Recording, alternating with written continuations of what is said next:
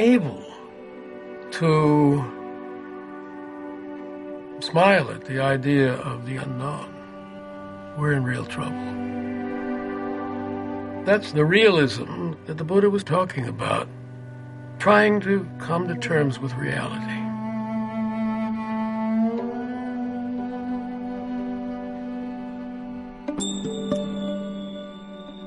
When he was 29 and still Prince Siddhartha, the Buddha had left his wife, child, to try and understand the nature of suffering.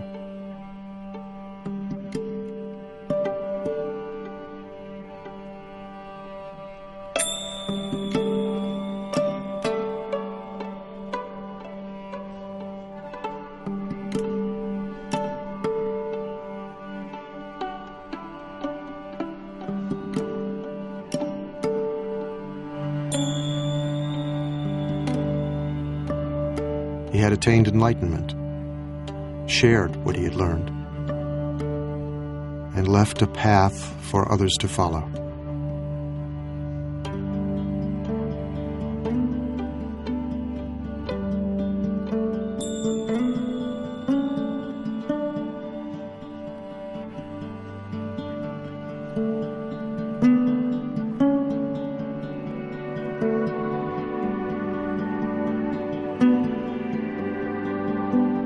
Now he was gone.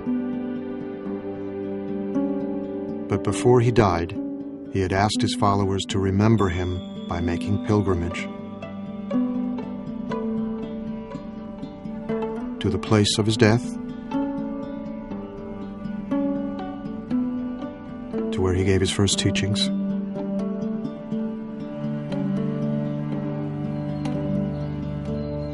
where he achieved enlightenment,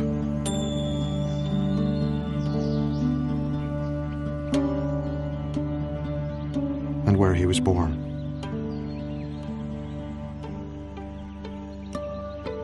Those 4 places mark out a sacred biography. And in tracing that pilgrimage route, you are learning the story of that life.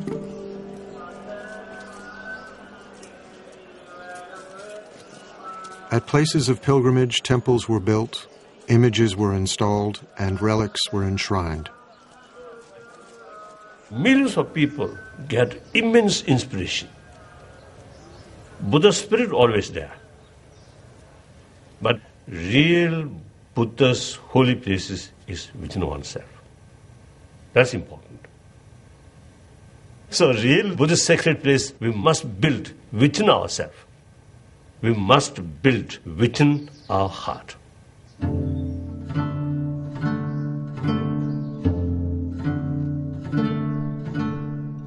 Although the Buddha had predicted that his teachings, like everything else, would in time disappear, Buddhism flourished in India for 1,500 years.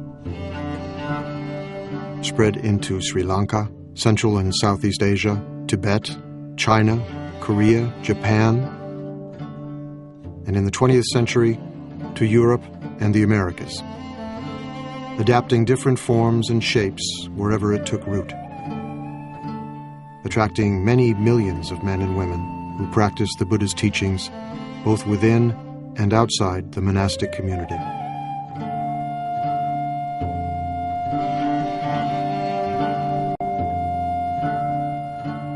But everywhere and in every age, the essence of the story remains the same.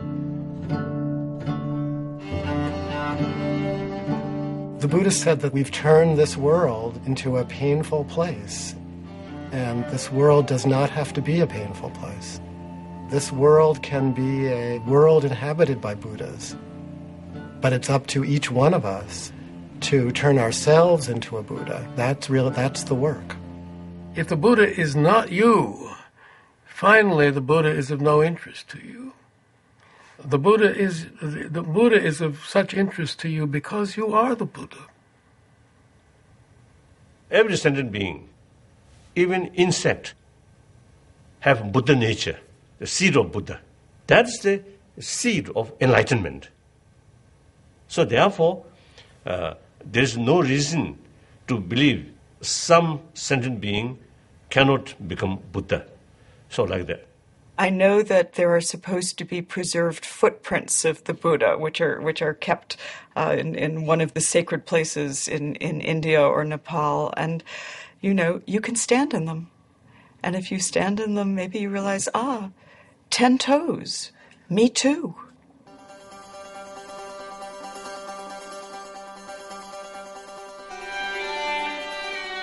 There is a story of a Brahmin who one day found the Buddha under a tree, calmly meditating. The Buddha's mind was still. He radiated such power and strength that the Brahmin was reminded of a tusker elephant.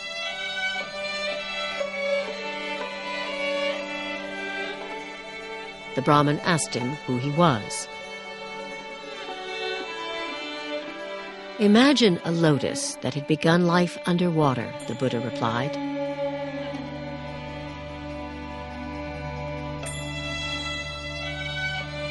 But grew and rose above the surface until it stood free.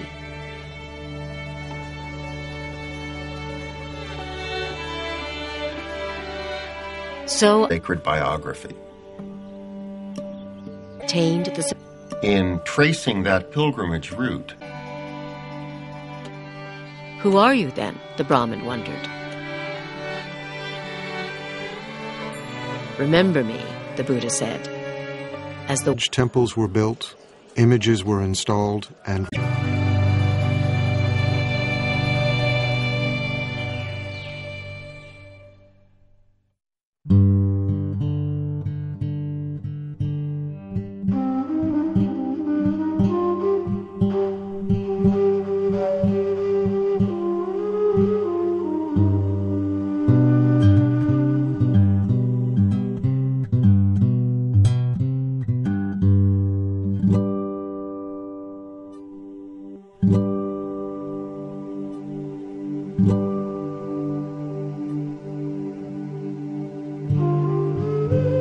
everywhere.